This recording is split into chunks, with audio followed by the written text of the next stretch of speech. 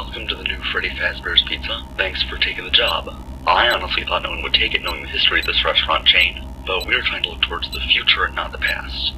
So let's get you started. I used to be the night guard before I transferred over to the day shift, so I know what it's like in there. To your left and right, there's panels on the wall with controls for your office's doors and lights. You've also been given a touchscreen tablet through which you can view the building's numerous security cameras. You'll notice some of our animatronic mascots if you have cameras 1 or 3. There's one more, but it's not easy to spot like the rest. I think it's somewhere in camera 10. Interesting story about the mascots, actually. We originally intended to reuse the models from the 90s, but they were just too smelly and glitchy. We didn't want to reopen the place smelling like rotten flesh. So, the robots in the building with you are actually the models from the 80s. We had them retrieved from the junkyard they were sent off to and restored them to proper working order. We were able to find all of the mascots except the old balloon vendor, but I'm gonna be honest, I never really liked that one anyway. Now, you may notice during your shift that the robots sometimes wander around a bit. That's because we can't really turn them off. I mean, we can turn them off, but with machinery that old, it can take a while for all the robots to boot back up in the morning. It's just easier to keep them on all the time. Now, these old systems have a known bug where they may confuse you with a costumeless metal endoskeleton. The tech support thinks it's a glitch in the boss's night mode. If they manage to get into your office, they'll likely try to stuff you into a Freddy Fazbear suit. Now, that might not sound that bad until you realize you'll be crushed to death by all the animatronic devices in the suit clamping down in their body.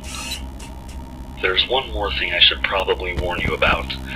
Remember the other mascot I mentioned earlier? The one I think's in camera 10? Well, that one behaves differently from the other ones. You see, back in the 80s, that one, the puppet, was controlled by a music box. If its tune stopped playing, it would leave the box in search of a new source of sound. Well, the music part of the music box doesn't work anymore. The mechanism is too rusty. We just keep the box for aesthetic purposes. That means he'll be wandering around freely like the rest of the robots. I know that sounds bad, but one of our night guards from the past often complained about how tedious winding up its music box could get, so be grateful that you don't have to do that. If it happens to wander inside your office, close the door on the side that it came in from and keep the opposite door open until it leaves. It's something to do with its spatial awareness program bugging out when the area it entered from becomes sealed off. It was a measure taken to prevent it from getting stuck in its music box permanently back in the day. So be sure to keep track of which direction it approaches the office from if it happens to wander over to you. Now, that might sound like a lot of stuff to worry about, but it's not as complicated as it sounds. I'm sure you'll do just fine. Good luck.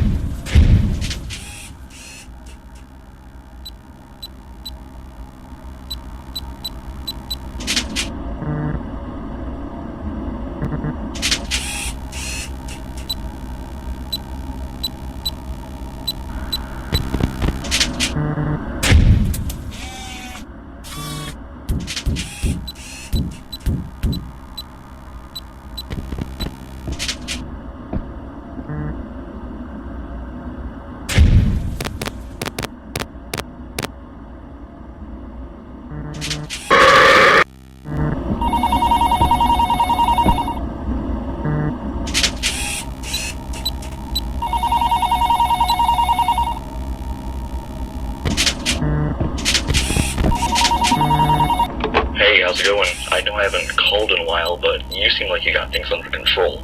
Anyway, I've got some good news for you.